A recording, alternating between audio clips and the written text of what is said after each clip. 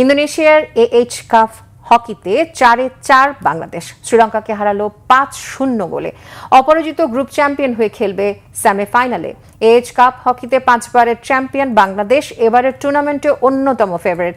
শিরোপা জয়ের লক্ষ্যে গ্রুপ পর্বে অপ্রতিরোধ্য কোচ মামুনুর রশিদের দল কাজাখস্তানকে বড় ব্যবধানে হারালেও স্বাগতিক ইন্দোনেশিয়ার বিপক্ষে জয়টা ছিল কষ্টার্জিত।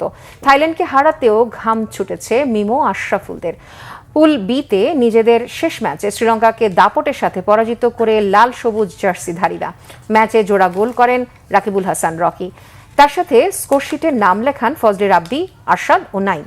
ম্যাচ সেরা হন রকি। টানা 4 জয়ে 12 পয়েন্ট নিয়ে গ্রুপের সেরা হয়ে সেমিফাইনালে খেলবে মামুনুর রশিদের দল। এশিয়া কাপ হকির বাছাই পর্বে AHF কাপ আগামী সেপ্টেম্বরে ভারতের 8 দলের এশিয়া কাপে সরাসরি খেলবে পাকিস্তান, মালয়েশিয়া, দক্ষিণ কোরিয়া, জাপান ও চীন। বাকি 2 দল খেলবে AHF কাপ থেকে।